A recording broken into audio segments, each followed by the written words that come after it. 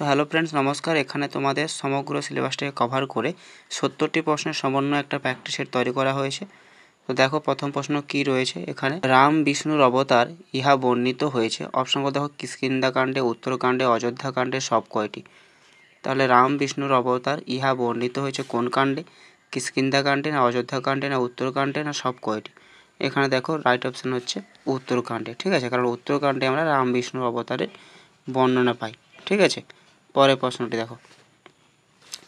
রামায়ণ আশ্রিত একটি ব্যাকরণ কাব্য। নিচে দেখো কি লেখা আছে অপশনগুলো। জানকী হরণ, ভট্টিকাব্যম, রঘুবংশম, রামায়ণ মঞ্জরি। তাহলে রামায়ণ আশ্রিত একটি ব্যাকরণ কাব্য কোনটি হবে? ভট্টিকাব্যম, এটি হচ্ছে রাইট অ্যান্সার। তারপর দেখো কি বলেছে। নীলকণ্ঠ রচিত রামায়ণটি হলো, অপশন কি আছে? মন্ত্র রামায়ণ, যোগ বাসিষ্ঠ রামায়ণ, ভূষণ্ডী রামায়ণ, কিম্বনারা রামায়ণ। তাহলে এখানটায় কোনটা হবে? নীলকণ্ঠ রচিত রামায়ণটি হলো মন্ত্র রামায়ণ। ঠিক আছে, এইটা হচ্ছে রাইট অ্যান্সার। তারপরে দেখো কি হয়েছে। সহযোগে উচ্চারিত মন্ত্র, এখানে কি দেওয়া আছে? ঋক, যজু, সাম, অথর্ব। তাহলে স্বরযোগে উচ্চারিত মন্ত্র কোনটি হবে? ঋক। ঠিক আছে, এই ঋকটি হচ্ছে রাইট অ্যান্সার। তারপর দেখো কি আছে। নবম মণ্ডলের সূক্ত সংখ্যা, নবম মণ্ডলের সূক্ত সংখ্যা কি বলেছে? নবম মণ্ডলের সূক্ত সংখ্যা অপশান দেখো, 109টি, 114টি, 191টি, 118টি। তাহলে কোনটা হবে? নবম মণ্ডলের সূক্ত সংখ্যা হচ্ছে 114টি। তারপরে দেখো কী কোশ্চেন দেওয়া আছে। ইন্দ্রজাল বা ম্যাজিক ও অভিচারমূলক মন্ত্রযুক্ত বেদ হলো, অপশান দেখো ঋক, যজু, সাম, অথর্ব। তাহলে ইন্দ্রজাল ও অভিচারমূলক মন্ত্রযুক্ত বেদ হলো কোনটি হবে? অথর্ব, অর্থাৎ এই ঘর দাগেরটা হচ্ছে রাইট অ্যান্সার। তারপরে কি আছে। পরিণাম রমণীয়া পদের রূপক, এখানে অপশান দেখো মিলনাত্মক পরিণতি, উভয়ের, মানে দুঃখাত্মক পরিণতি। ঠিক আছে, তাহলে পরিণাম রমণীয়া পদের রূপক হচ্ছে মিলনাত্মক পরিণতি, না দুঃখাত্মক পরিণতি, না উভয়, না কোনোটাই না। তাহলে কোনটা হবে? পরিণাম রমণীয়া পদের রূপক হচ্ছে মিলনাত্মক পরিণতি, অর্থাৎ অপশান নম্বর ক হচ্ছে রাইট অ্যান্সার। তারপরে কী বলেছে দেখো। শিবের অষ্টমূর্তির মধ্যে পঞ্চম মূর্তিটি, এখানে অপশানগুলো দেখো, অগ্নি, চন্দ্র, বায়ু, আকাশ। শিবের অষ্টমূর্তির মধ্যে পঞ্চম মূর্তিটি হচ্ছে কোনটা হবে?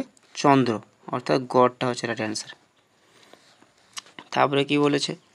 ঋগ্বেদ সংহিতায় পদপাঠ করেছিলেন, অপশান দেখো শাকল রয়েছে, বেদব্যাস রয়েছে, বৈশম্পায়ন আছে, যাস্ক আছে। তাহলে কোনটা হবে? ঋগ্বেদ সংহিতায় পদপাঠ করেছিলেন কোনটা? শাকল, তাই তো। ঋগ্বেদ সংহিতার পদপাঠ করেছিলেন শাকল, এটা হচ্ছে রাইট অ্যান্সার। তারপরে দেখো কী দেওয়া আছে। বকরাদি পুরাণের সংখ্যা, এখানে অপশানগুলো দেখো। বকারাদি পুরাণের সংখ্যা, এখানে অপশান দেখো কী রয়েছে? 3, 2, 4, 1। তাহলে বকারাদি পুরাণের সংখ্যা কত? 4টি। এই 4টি হচ্ছে রাইট অ্যান্সার। তারপর দেখো কী রয়েছে। পুরাণে কয় প্রকার বিবাহের উল্লেখ পাওয়া যায়? পুরাণে কয় প্রকার বিবাহের উল্লেখ পাওয়া যায়? এখানে দেখো অপশান দেখো 2 প্রকার, 3 প্রকার, 7 প্রকার, 8 প্রকার। তাহলে আমরা পুরাণে 8 প্রকার বিবাহের উল্লেখ পাই, তো এই 8 প্রকারটা হবে। ঠিক আছে, পরের প্রশ্ন দেখো। LYRE লায়ার শব্দের অর্থ কী? বীণা রয়েছে, বীণা জাতীয় বাদ্যযন্ত্র, দুটোই সঠিক, কোনোটি নয়। তাহলে লায়ার শব্দের অর্থ হচ্ছে কোনটা হবে? দুটোই সঠিক। ঠিক আছে, বীণাও হয়, আবার বীণা জাতীয় বাদ্যযন্ত্র সেটা হবে। তাহলে এটাই হচ্ছে রাইট অ্যান্সার। তারপরে দেখো কি রয়েছে। হিতোপদেশে পঞ্চতন্ত্র থেকে গৃহীত গল্প সংখ্যা, এখানে অপশান দেখো 21টি, 28টি, 25টি, 32টি। তাহলে হিতোপদেশ পঞ্চতন্ত্র থেকে গৃহীত গল্প সংখ্যা কয়টি হবে? 25টি, তাই তো। হিতোপদেশে পঞ্চতন্ত্র থেকে গৃহীত গল্প সংখ্যা হচ্ছে 25টি। পরের প্রশ্ন দেখো কী রয়েছে। দিনারের উল্লেখ পাওয়া যায়, এখানে অপশান দেখো হিতোপদেশ, পঞ্চতন্ত্র, কথাসরিত সাগর, শুক সপ্ততি কথান। ঠিক আছে, তাহলে দিনার এর উল্লেখ পাওয়া যায় কোথায় বলো? অপশানগুলো দেখে বলো কোনটা হবে। এখানে হচ্ছে রাইট অ্যান্সার পঞ্চতন্ত্র। ঠিক আছে, এটা হচ্ছে রাইট অ্যান্সার। এই গড় দাগেরটা রয়েছে, দিনারের উল্লেখ পাওয়া যায় পঞ্চতন্ত্রে। ঠিক আছে, তারপরে প্রশ্ন দেখো কী রয়েছে, অবন্তীরাজ যশোধরের কাহিনী অবলম্বনে রচিত চম্পু হচ্ছে, অপশন দেখো কী রয়েছে, নল চম্পু, যশোর তিলক চম্পু, যশোধর চম্পু, যশোপাল চম্পু। অর্থাৎ অবন্তীরাজের রচিত যশোধরের কাহিনী অবলম্বনে রচিত কোনটা হবে বলো, যশোর তিলক চম্পু। ঠিক আছে, অর্থাৎ এটা হচ্ছে যশোধরের কাহিনী অবলম্বনে রচিত হয়েছে যশোর তিলক চম্পু। তারপরে দণ্ডের ভয়ে সমস্ত জগৎ, অপশান দেখো, খুশিতে থাকে, স্বভোগয় ভোগ করে, দুঃখ পায়, কষ্ট পায়। দণ্ডের ভয়ে সমস্ত জগৎ কোনটা হবে, স্বভোগয় ভোগ করে, অর্থাৎ গড়টা হচ্ছে রাইট অ্যান্সার। তারপর দেখো কি রয়েছে, বাসব দত্তা রচনা করেন, অপশান দেখো, ভাস, সুবন্ধু, শ্রীহর্ষ, সোমদেব। বাসব দত্তা রচনা করেন কোনটা হবে, বাসব দত্তা রচনা করেন সুবন্ধু। ঠিক আছে, সুবন্ধু রচনা করেন, তাহলে এই গদ্যাটা হচ্ছে রাইট অ্যান্সার। তারপরে কি রয়েছে, দণ্ডির সময়কাল, এখানে অপশান দেখো কি রয়েছে, ষষ্ঠ শতক, সপ্তম শতক, অষ্টম শতক, নবম শতক। দণ্ডির সময়কাল কোনটা হবে তাহলে, দণ্ডির সময়কাল তাহলে কত হবে, সপ্তম শতক। ঠিক আছে, অর্থাৎ খদ্দাগাটা হচ্ছে রাইট অ্যান্সার। তারপর দেখো কি রয়েছে, হাস্যরসিক বিদূষক রচিত সৃষ্টিতে নিপুণ, কি বলেছে, হাস্যরসিক বিদূষক রচিত সৃষ্টিতে নিপুণ কোনটা হবে বলো, বিশাখ দত্তর আছে, কালিদাস আছে, ভবভূতি আছে, শ্রীহর্ষ আছে। তাহলে হাস্যরসের বিদূষক রচিত সৃষ্টিতে নিপুণ কোনজন, শ্রীহর্ষ। তারপরে দেখো, কংসবধ নাটকের উল্লেখ পাওয়া যায় বা উল্লেখ আছে অষ্টাধ্যায়ীতে বার্তিকে মহাভাষ্যের নাট্যশাস্ত্রে। তাহলে কংসবধ নাটকের উল্লেখ আছে মহাভাষ্যে। ঠিক আছে, এটাই হচ্ছে রাইট অ্যান্সার। পরের প্রশ্ন দেখো, সাহস কী ধরনের ব্যসন, এখানে দেখো কামজ আছে, ক্রোধজ আছে, লোভজ আছে, সব কয়টি আছে। এবারে সাহস হচ্ছে ক্রোধজ ব্যসনের মধ্যে পড়ছে। ঠিক আছে, মনের মধ্যে দুই প্রকার ব্যসন, তার মধ্যে কামজ আর ক্রোধজ, ক্রোধজের মধ্যে সাহস পড়ছে। পরের প্রশ্ন দেখো কী রয়েছে, অর্থশাস্ত্রের অধিকরণ সংখ্যা এখানে কি দিয়েছে, 14টি, 16টি, 15টি, 18টি। তাহলে অর্থশাস্ত্রের অধিকরণ সংখ্যা কটি, অর্থশাস্ত্রের অধিকরণ সংখ্যা হচ্ছে 15টি। ঠিক আছে, এই জন্য এটা হচ্ছে রাইট অ্যান্সার। তারপরে দেখো কি বলেছে, অরি শব্দের অর্থ, অরি শব্দের অর্থ কি রয়েছে, অপশান আছে শত্রু, বান্ধব, মিত্র, মন্ত্রী। তাহলে অরি শব্দের অর্থ হচ্ছে, অরি অর্থাৎ শত্রু। ঠিক আছে, তারপর দেখো, ভীম যে নাটকের নায়ক নয় সেখানে কি বলেছে, অপশান দেখো, ভীম যে নাটকের নায়ক নয় কি বলেছে, মধ্যম বায়ক, উরুভঙ্গ, বেণীসংহার, পঞ্চপাণ্ডব। তাহলে মধ্যম বায়কেরও নাটকের নায়ক হচ্ছে ভীম, বেণীসংহারও ভীম, উরুভঙ্গেও ভীম, কিন্তু পঞ্চপাণ্ডবে প্রচণ্ড পাণ্ডবে, ঠিক আছে, এটা হচ্ছে প্রচণ্ড পাণ্ডব, এই প্রচণ্ড পাণ্ডবে হচ্ছে ভীম নাটকের নায়ক নয়। এটা হচ্ছে রাইট অ্যান্সার। তারপর দেখো কি বলেছে, গদ্য পদ্যময়ম কাব্যম কি, এখানে অপশান দেখো, মহাকাব্য চ, গদ্য কাব্যাৎ, খণ্ডকাব্যম, চম্পু কাব্য। তাহলে গদ্য পদ্যময়ম কাব্যম কোনটি, কাব্যম কি, গদ্য পদ্যময়ম কাব্যম হচ্ছে চম্পু কাব্যম। ঠিক আছে, চম্পু কাব্যম। তারপর দেখো কি বলেছে, পাল রাজবংশের কাহিনী অবলম্বনে কোন ঐতিহাসিক কাব্য, তাহলে পাল রাজবংশের কাহিনী অবলম্বনে বা কাহিনী বর্ণিত কোন ঐতিহাসিক কাব্যে রয়েছে, কি এখানে তো আছে, গৌড়বহ, বিক্রমচরিত, কুমারপাল চরিত, রামচরিত। তাহলে আমরা রামচরিতে পাল রাজবংশের কাহিনীটা পেয়ে থাকি, তাই এখানে রাইট অপশন কোনটা, রামচরিত। তারপর দেখো কি বলছে, 1005 খ্রিস্টাব্দে প্রণীত একটি ঐতিহাসিক কাব্য কি আছে এখানে, গৌড়বধ, নবসাহসাঙ্ক রচিত, বিক্রমাঙ্গদেব রচিত, কুমারপাল চরিত। তাহলে 1005 খ্রিস্টাব্দে প্রণীত একটি ঐতিহাসিক কাব্য কোনটি বলো, নবসাহসাঙ্ক রচিত। এইটা হচ্ছে নবসাহসাঙ্ক চরিত, এটি হচ্ছে 1005 খ্রিস্টাব্দে প্রণীত একটি ঐতিহাসিক কাব্য। পরের প্রশ্ন দেখো কি রয়েছে, ভীষ্মের অপর নাম, ভীষ্মের অপর নাম কি, এখানে অপশান দেখো, দেবব্রত, দেবশক্তি, দেবব্রত, দেবভূতি। তাহলে ভীষ্মের অপর নাম কোনটা, দেবব্রত। ঠিক আছে, অর্থাৎ খটা হচ্ছে রাইট অ্যান্সার, দেবব্রত। পরে প্রশ্ন দেখো কী রয়েছে, রঘুবংশের শ্লোক সংখ্যা এখানে কী রয়েছে, রঘুবংশের কটি শ্লোক আছে আমরা জানি 1569টি। ঠিক আছে, তাহলে কোনটা হবে, ওখানে অপশান হচ্ছে কটা হচ্ছে রাইট, 1569টা। অশ্বঘোষ জাতিতে ছিলেন কি, ব্রাহ্মণ, শূদ্র, ক্ষত্র, বৈশ্য। তাহলে অশ্বঘোষ জাতিতে ছিলেন একজন ব্রাহ্মণ। ঠিক আছে, অশ্বঘোষ জাতিতে ছিলেন ব্রাহ্মণ। তারপরে কি আছে, দেবব্রতের প্রতিজ্ঞা ছিল, দেবব্রতের প্রতিজ্ঞা কী ছিল, 1টি, 2টি, 3টি, 4টি। তাহলে দেবব্রতের কয়টি প্রতিজ্ঞা ছিল, 2টি। ঠিক আছে, অর্থাৎ খ হচ্ছে রাইট অ্যান্সার। তারপরে প্রশ্ন দেখো কি বলেছে এখানটায়, মহাভারতে কাহিনী বিবৃত হয়েছে, মহাভারতে কাহিনী বিবৃত হয়েছে, এখানে কি বলেছে 2 বার, 3 বার, 5 বার, 6 বার। তাহলে মহাভারতের কাহিনী বর্ণিত হয়েছে কয়বার, 3 বার, অর্থাৎ খ হচ্ছে রাইট অ্যান্সার। তারপরে দেখো কি বলেছে, মহাভারতের প্রক্ষিপ্ত অংশ, মহাভারতের প্রক্ষিপ্ত অংশ দেখো বিষ্ণু পর্ব দেওয়া আছে, হরিবংশ, ভবিষ্য পর্ব, হরিবংশ। তাহলে কোনটা হবে, মহাভারতের প্রক্ষিপ্ত অংশ, এখানটায় দুটো অপশানে ম্যাচ করছে, একটা আছে হরিবংশ পর্ব, একটা আছে হরিবংশ। ঠিক আছে, তাহলে কোনটা হবে, মহাভারতের প্রক্ষিপ্ত অংশ হচ্ছে হরিবংশ। ঠিক আছে, অর্থাৎ ঘরটা হচ্ছে রাইট অ্যান্সার। দেখো কি বলেছে, বৌদ্ধ ও জৈন যুগে অযোধ্যার নাম, বৌদ্ধ ও জৈন যুগে অযোধ্যার নাম কী দেওয়া আছে অপশান, সাকেত, পাটলিপুত্র, বৈশালী, মিথিলা। তাহলে বৌদ্ধ ও জৈন যুগে অযোধ্যার নাম কি, সাকেত। ঠিক আছে, বৌদ্ধ যুগে ও জৈন যুগে অযোধ্যার নাম হলো সাকেত, অর্থাৎ কটা হচ্ছে রাইট অ্যান্সার।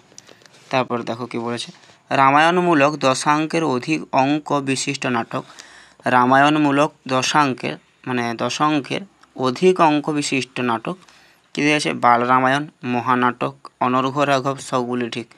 তাহলে কোনটা হবে, রামায়ণমূলক দশাঙ্কের অধিক অঙ্ক বিশিষ্ট নাটক হচ্ছে মহানাটক, এই গড়টা হচ্ছে রাইট অ্যান্সার। তারপর দেখো কী বলেছে, রামায়ণ মহাকাব্যের প্রথম শব্দটি হলো, এখানে কি বলেছে, মা দেওয়া আছে, অস্থি দেওয়া আছে, প্রবর্ধতাম দেওয়া আছে, তপ দেওয়া আছে। রামায়ণ মহাকাব্যের প্রথম শব্দটি হলো তপ। ঠিক আছে, রামায়ণ মহাকাব্যের প্রথম শব্দটি কি, রামায়ণ মহাকাব্যের প্রথম শব্দ হচ্ছে তপ।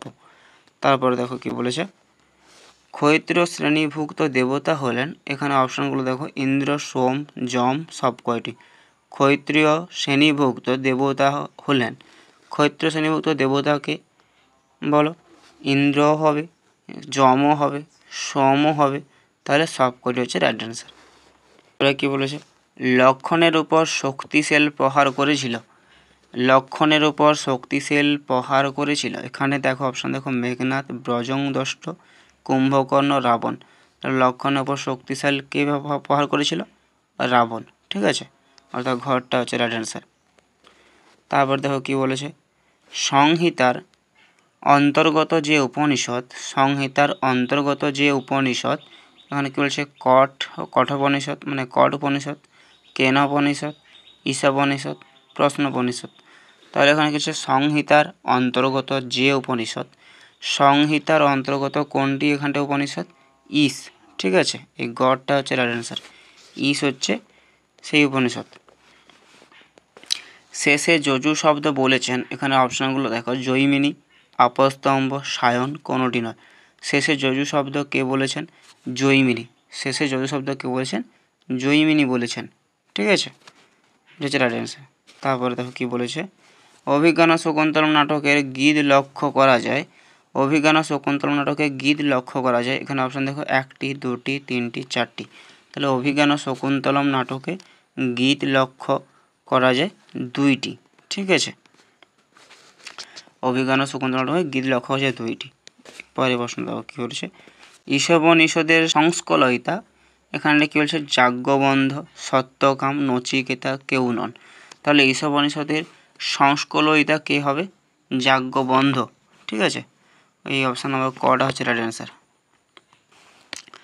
তারপর দেখো কি বলেছে, ভক্তিমূলক গীতিকাব্য, ভক্তিমূলক গীতিকাব্য নয়, এখানে 4টা দেখো অপশান দেওয়া আছে, চণ্ডী শতক, বৈরাগ্য শতক, সূর্য শতক, অমরু শতক।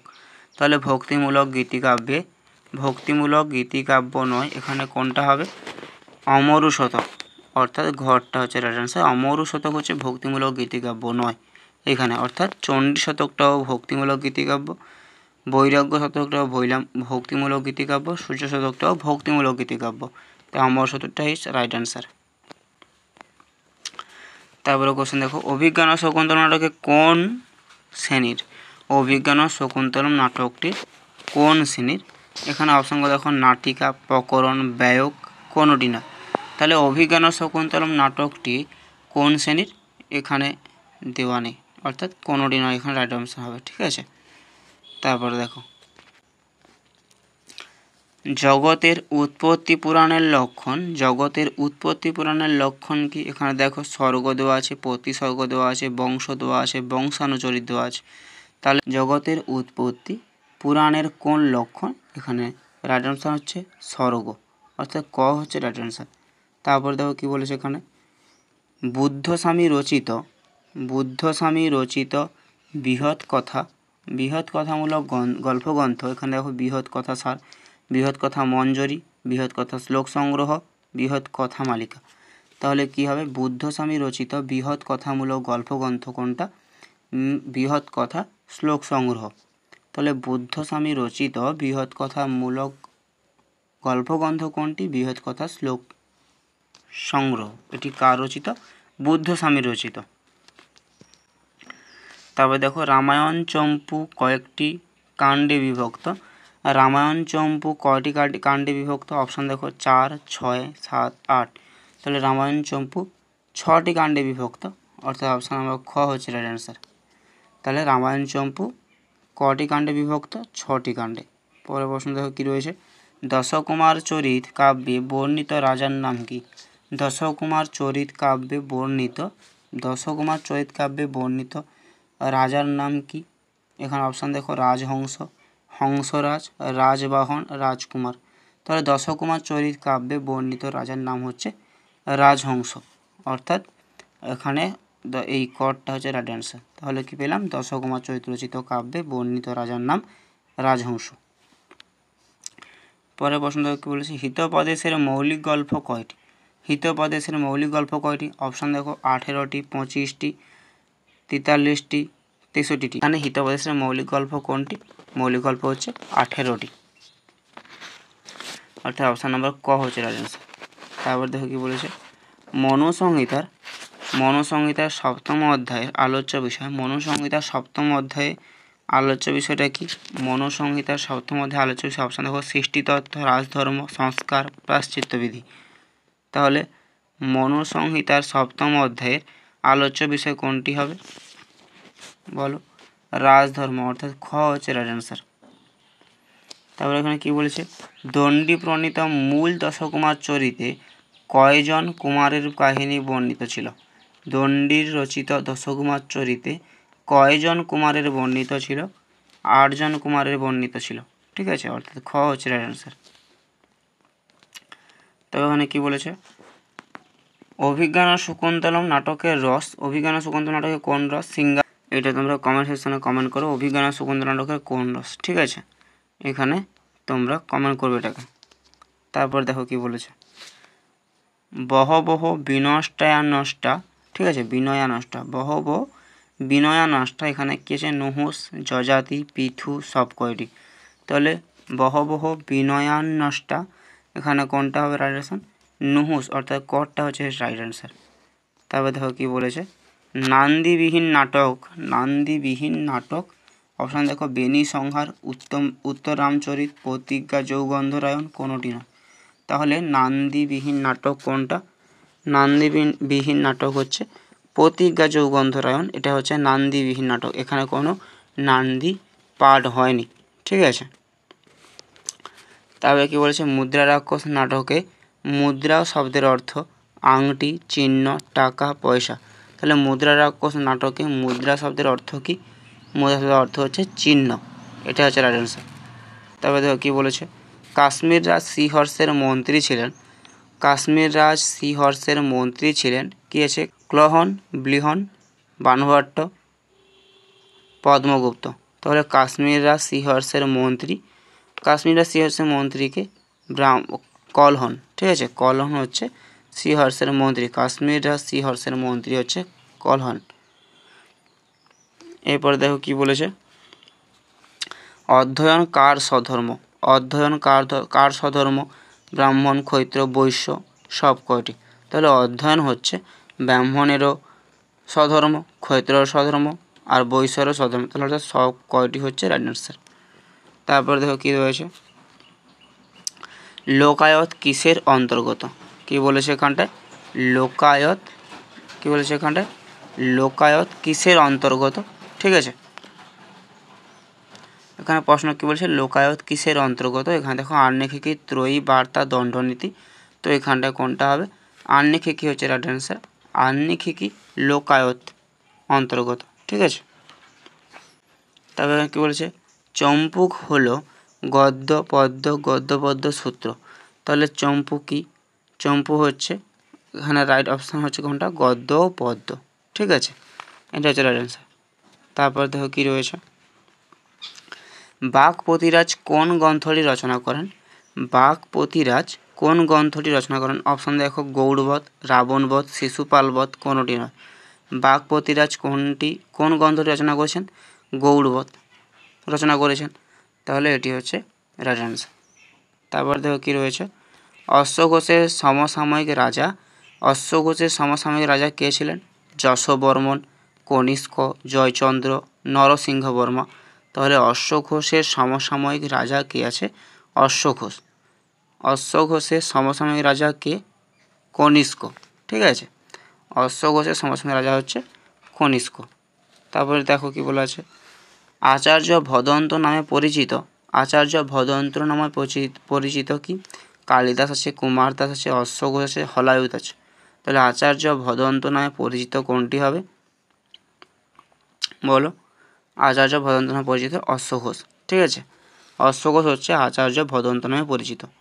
তারপরে কি আছে, কৃষ্ণের গদার নাম, কৃষ্ণের গদার নাম কি, এখানে দেখো কি আছে, সুদর্শন, কৌমদী, কৌমোদকী, কৌমোদকী, তাহলে এখানটায় কোনটা হবে, বলো, কৌমোদকী, অর্থাৎ গড়টা হচ্ছে রাইট অ্যান্সার, কৌমোদকী, তাহলে কৃষ্ণের গদার নাম কি, কৌমোদকী। তারপরে দেখো কি আছে, পঞ্চম বেদ বলে অভিহিত, ঠিক আছে, পঞ্চম বেদ বলে অভিহিত, অপশনগুলো দেখো মহাভারত, বিষ্ণু পুরাণ, নাট্যশাস্ত্র সব কয়টি। পঞ্চম বেদ বলে অভিহিত কি, পঞ্চম বেদ বলে অভিহিত সব কয়টি, ঠিক আছে, অর্থাৎ মহাভারতও হবে, বিষ্ণু পুরাণও হবে, নাট্যশাস্ত্রও হবে, তাই এখানে সব কয়টি হচ্ছে রাইট অ্যান্সার। তারপর দেখো কি বলছে,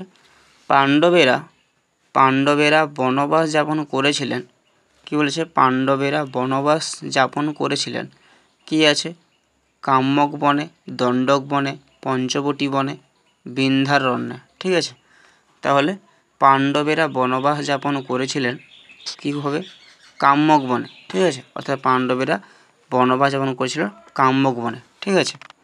তারপরে দেখো কি বলেছে, অর্জুনকে শিব কি অস্ত্র দান করেন, অর্জুনকে শিব কি অস্ত্র দান করেন, অপশান দেখো ব্রহ্মাস্ত্র, দিব্যাস্ত্র, পাশুপাত, বৈষ্ণবাস্ত্র, তাহলে অর্জুনকে শিব কি অস্ত্র দান করেছেন, পাশুপাত, অর্জুনকে শিব পাশুপাত অস্ত্র দান করেন, ঠিক আছে, এটি হচ্ছে রাইট অ্যান্সার।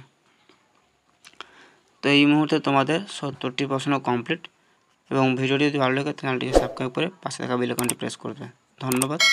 এবং যে প্রশ্নের উত্তর জানতে চাইলাম অভিজ্ঞান শকুন্তলা নাট্য সিং মানে কী রস, সেটি অবশ্যই কমেন্ট করে বলবেন, ধন্যবাদ, দেখা হচ্ছে পরের ভিডিওতে।